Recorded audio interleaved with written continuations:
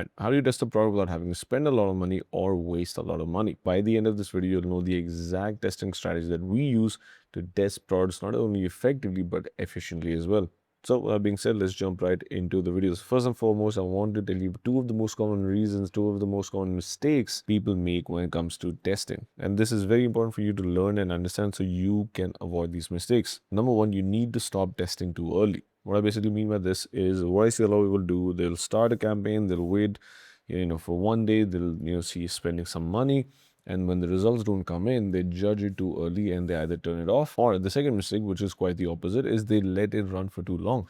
You need to know exactly how long to run an ad for, how long to test it. And number one, you need to give it enough time to collect enough data to judge it appropriately. And number two, you also need to know when to cut it off. And these are both of the things that we're going to mention in this video. I'm going to tell you exactly when to kill an ad and when to keep it running, when to move forward with it. So make sure you watch till the end.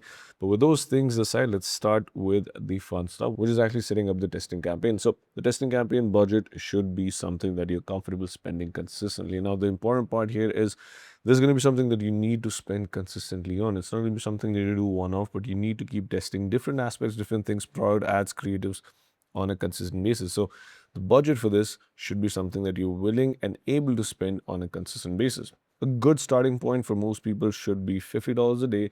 For most ad accounts, this is very comfortable and it's also enough to get the right amount of data and signals in a short, good time so you can move fast with the testing phases. So set up at $50, and when you set up the campaign, also understand that you want to test only one aspect at any given time, whether it's the audience or you test the creative. And also within that, you never do interest targeting. I always want you to go broad with your targeting. And this is very important because we want to give Facebook as much freedom in terms of the people that it can reach out to and the people it can show the ad to so that it can find the right and best pocket of audience. We don't want to limit it with interest targeting. So number one, always be careful with testing only one aspect at any given time. And number two, when you're setting up the targeting, always go broad. And the most important part is to stop the urge of making changes consistently. Trust me, I understand it is not easy. It is very tempting to go make changes when you don't see your money getting your sales or the testing going well.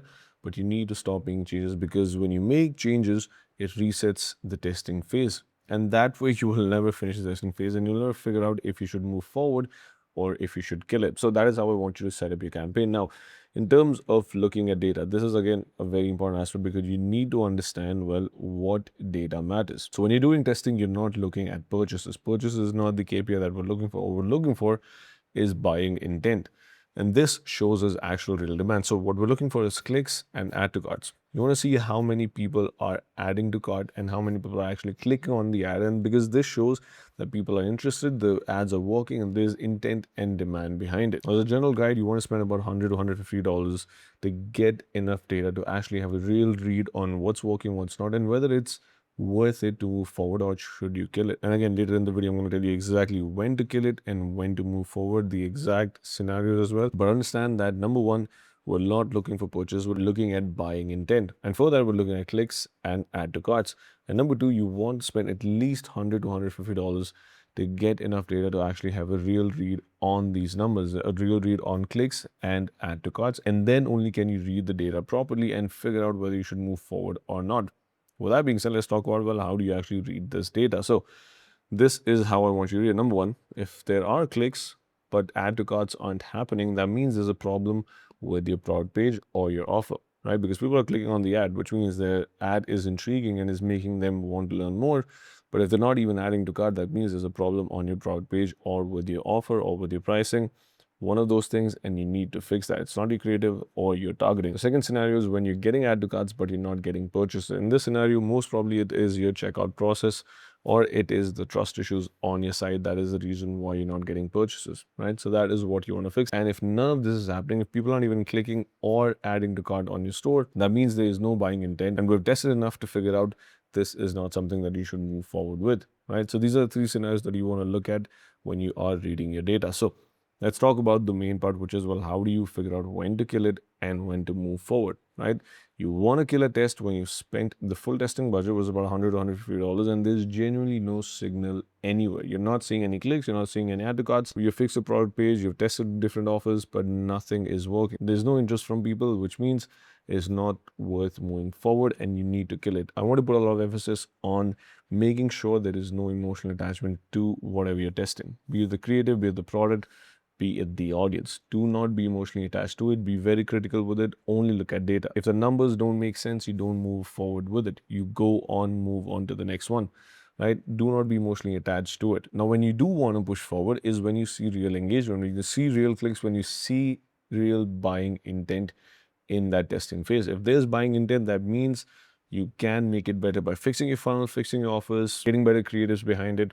But if there is intent, if people are showing interest, that is a sign that we need to figure out whether or not we should move forward. So what I want you to understand is that the goal of testing is not to get a guaranteed winner. The goal of testing is to figure out whether there is interest, whether there is buying intent, and then we improvise on it. Right? That is what I want you to focus on, and that is how you want to go about testing efficiently and effectively. So just to recap, you want to test with a consistent budget, whatever your consistent daily budget is. Even if it's $100, you consistently test with $100. If that is what you can afford, you set that. If not, set $50 a day. That is more than enough. Number two, only test one aspect at any given time, and always make sure your audience is set to broad, no interest targeting at all. Number three, you do not want to touch it while the ads are running. I know the urge is there, but don't touch the ads while they're running. Let them collect data before you make any judgments. Number three, when you do get the data, you want to look at add to carts and clicks because these signal actual buying intent and actual interest. These are not vanity metrics. We don't care about anything else, but just these two. And if the signals are there, then you move forward with it. If the signal is not there, you kill the ad. Now, if you're struggling with your ads, I'm offering free ad account audits. It's just a way of me giving back to you guys for being a part of the channel. All I want you to do is subscribe to the channel, click the first link in the description, fill out the free form. I'll reach out to you. We'll do a free audit for you. I also have a couple of spots open for a free one-on-one consultation call with me. All you do is click the link in the description, book a free call with me. On the call, we'll go over your store, marketing ads, whatever you're struggling with. I'll be more than happy to help you with that. If you have any questions, leave that in the comment section below. Make sure you leave a like, make sure you subscribe, and I'll see you for the next one.